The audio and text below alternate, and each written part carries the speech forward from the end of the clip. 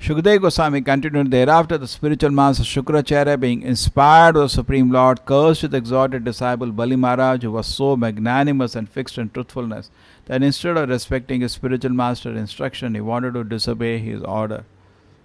Very unusual. The disciple is surrendering to God and the Guru is getting worked up. Very unusual.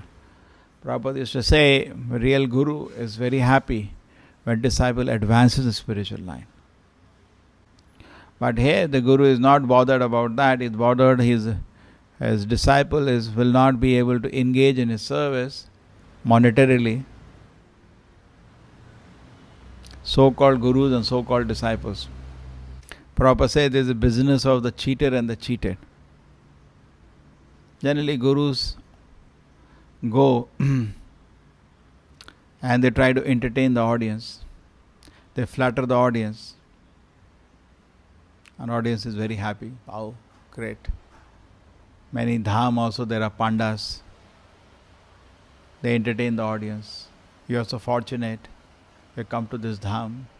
Now you are going back to Krishna. They will entertain the audience, flatter them. They never tell the truth. Because they tell the truth, okay, you're coming to Dham, but you have to give up all the bad habits. Just like when Prabhupada started his movement. And people came for Diksha to Prabhupada. Prabhupada did not compromise. He said, you have to follow all these things. Otherwise, I cannot help you. So generally, the disciple is not keen to be corrected. He is not keen to get instruction for spiritual advancement. And the Guru is not keen in his main business. What is the main business of Guru? To make the student advance. But here Shukracharya has forgotten the very purpose for which he is Guru. He has forgotten that he is Guru for what purpose? To make disciples surrender to God. Now if the disciple surrenders to God, he should celebrate. Na? Shukracharya ko to khushi ne Guru kis liye bana bhai? Bhagavatam say, don't become father, don't become mother if you cannot deliver your disciple, if you cannot, you're dependent, if you cannot bring him to the lotus feet of the Lord, don't do that. Finally, everything belongs to the Lord. Artificially, we claim proprietorship. Okay, you claim proprietorship, that's your business. But at the end, whoever is dependent on you should be able to help him to come to the lotus feet of the Lord. That's a genuine Guru. And you should be very happy. It's like Prabhupada used to see somebody is reading, oh, so nice. To become so happy. They used to know he is transcendental. Somebody chanting Hare Krishna very nicely. Yeah, that's the way to remain brahmachari. Anytime he saw wonderful service, he congratulated the devotees.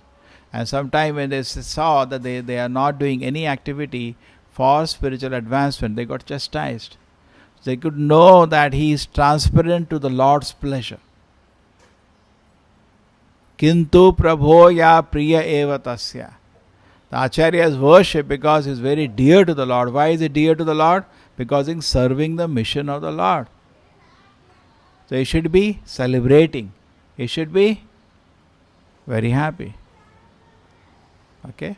When the Guru is transparent, when the worship of the Lord is going on, there should be a celebration.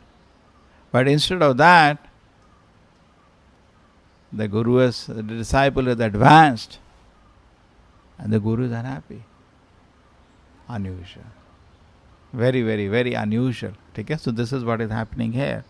Very unusual that we see this disciple. The Guru has forgotten the very purpose. We should be very clear of what purpose we become Guru. Then everything is perfect. But if we forget what very purpose, then Prabhupada just like talked about Bhagavad Saptah. The Bhagavad Saptah is done with the purpose to entertain the audience.